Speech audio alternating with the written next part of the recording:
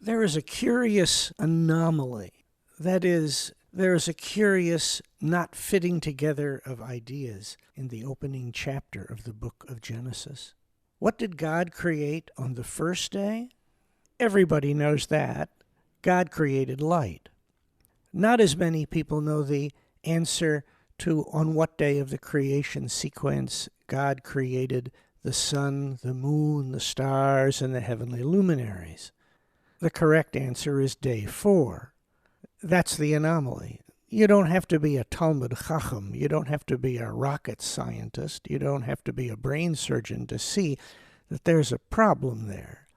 How could God make light on day 1, but not make any of the sources of light until the 4th day? The answer given by our tradition is that the light that God created on day 1, when God said, "Let there be light," wasn't optical light. The reason it wasn't optical light was that there was no source for the light yet created.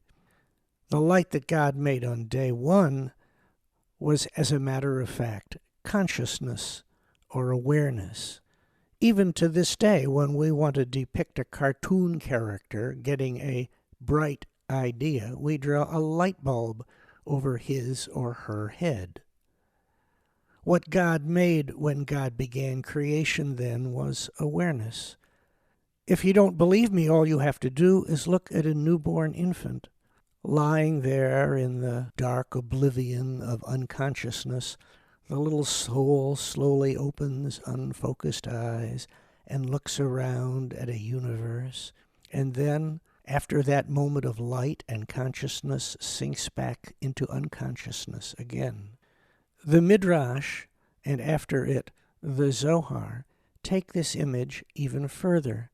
They say that the light that God created on day 1 was so bright that in it Adam and Eve were able to gaze from one end of creation to the other.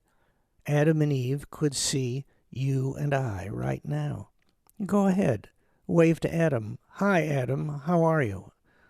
But then God had a problem, because when God realized that Adam was unable to follow one simple mitzvah, don't eat the fruit, God realized that God would take that light of ultimate awareness in which Adam lived and would destroy creation.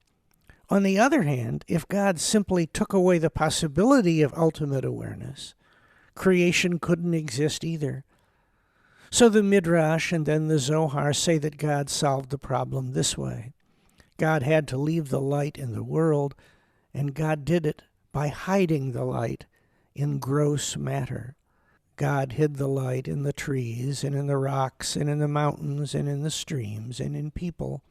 Like Yoda says in Star Wars, "Beings of pure light are we." And as the Psalm says, "Or Zarua Latzadik," light is hidden away for the righteous ones. And when you act like a good man or a good woman, then a little bit of that ancient hidden light of consciousness and awareness makes its way back into the universe.